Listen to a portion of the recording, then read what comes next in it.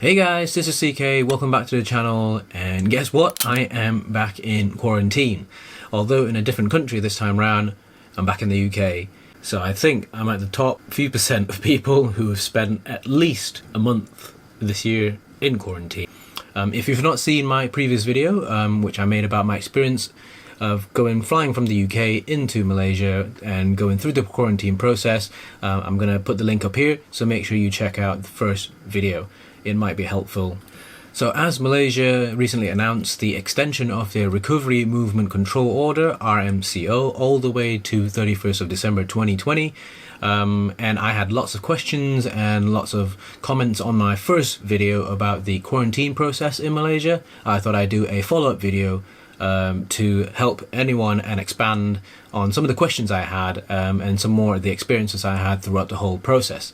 So the RMCO requires every passenger to be quarantined when entering Malaysia, regardless if you're a national or a foreigner. I found this guide, which I'm going to post a link up here, to be very, very useful. So make sure you check it out. But it is essential for everyone traveling to and from Malaysia to make sure they're up to date on these procedures. So in this video, I'm going to touch about some of the things that I didn't mention in my first video, and I found it to be quite helpful. So I'm going to discuss a bit more about it. So the first topic of discussion is WhatsApp group. When we went into quarantine at the hotel will place your cluster, which is everyone who goes into quarantine with you at the same time, at the same hotel. They'll put you in a WhatsApp group, which will then give you the daily notification. So this WhatsApp group serves as a information dissemination tool to everyone that's within the cluster.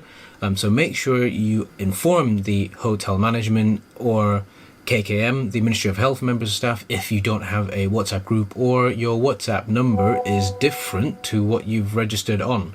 And within this WhatsApp group, our experience found that everyone has been quite cheerful. Everyone, it's been quite helpful to be in touch with people who you are in quarantine with. Someone shared their exercise routine, which was quite good. It keeps your sanity, and I thought it was a great way to be in a group. And from time to time, the Ministry of Health will actually update you on the discharge or checkout procedures when you're closer to the end of the day 14 quarantine process. They will also give you more information about your day 11 to day 13 testing procedures. So this is the WhatsApp group. So from our experience, on day 11 to day 13, sometime around there, we were then tested for a second time for the antigen as well as the antibody this time around for COVID-19. Unfortunately, I wasn't able to film this process. All the information prior to testing, what times you need to be ready and so on and so forth, were then passed on through the WhatsApp group messages. So everyone was aware that we were going to be tested on what day, what time, and it all went quite well. So during testing, we were all taken from our rooms in twos or threes, and then all the way down to the testing facility. So for us, the testing facility was within an open air car park within the hotel. So it was pretty straightforward.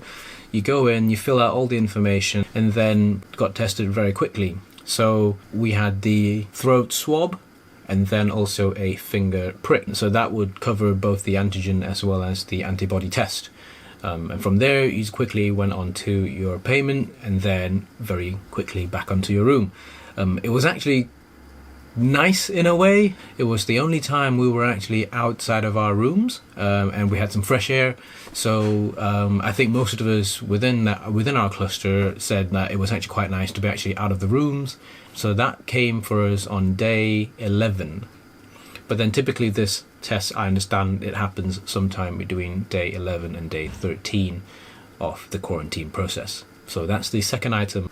Day 14, it was discharge day, so we were able to discharge ourselves and check out. So prior to day 14, we were then informed via WhatsApp that day 14 would be our discharge date, and then what's to prepare, and so on and so forth. So on our day of release, we were told to be ready for checkout at this time, at a specific time, and from there on, they'll start from a specific floor and working their way towards you. Once you are picked for discharge, You will then follow instructions to go all the way down to the lobby where we had 3 tables.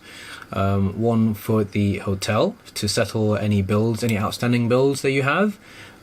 2 for the Ministry of Health, and 3rd is the PDRM, which is the police. So once you've gone through Ministry of Health as well as Royal Malaysian Police's desks, once they provide you with that letter saying that you're okay to go, once you've settled your bill, you're good to go.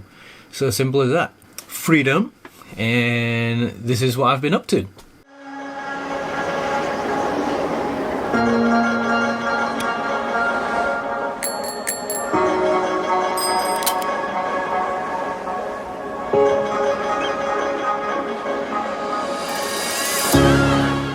And now I'm going to discuss some of the processes that we had to go through when leaving Malaysia on the way back onto the UK.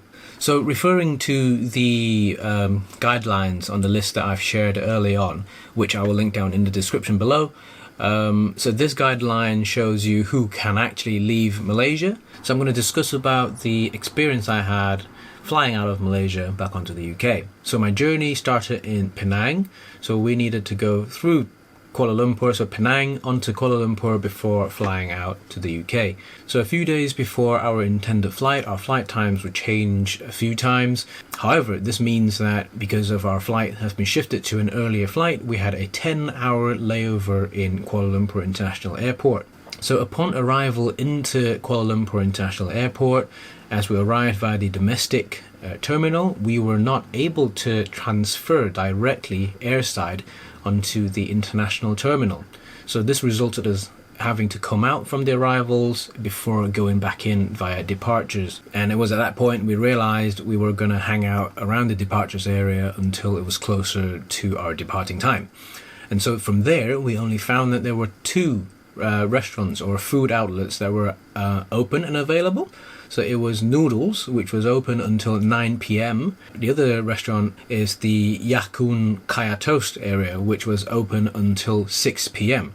So if you have a midnight flight or a very late night flight like us, you need to prep some food and water with you. However, there's a 7-Eleven that's also open. They would also have some food and drink if you really are desperate. Yeah, so once you get past security, you will then go straight to immigration, where they will check that you have all the correct papers and documents for you to leave Malaysia. And once that's through, you can then go on to airside. So at airside, we found that there's a few more restaurants that open till significantly later.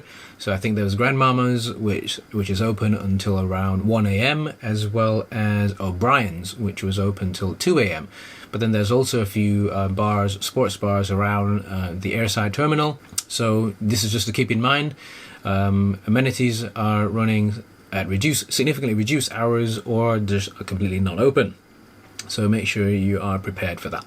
One last thing I like to add is there's Malaysia Quarantine Support Facebook group on Facebook. They currently have about 30,000 members. The admin are really, really good. They gather all the latest news and then they post it on the support group. There are plenty of very, very helpful members who also post about their experience. It might be helpful to you if you are planning to go back to Malaysia. This Facebook group is definitely worth having a check. So take your time, have a look, and good luck. And that's the experience I've had with quarantine in Malaysia, as well as the process and experience of me coming back out of Malaysia. And so if you have any questions, just leave it down in the comments below, and I'll do my best to answer them. So yeah, I just wanted to add, lastly, we're all in this together, so let's ride it out together. Let's be patient and kind to each other, and we'll come back stronger. Stay safe, everyone. See you in the next one. Bye.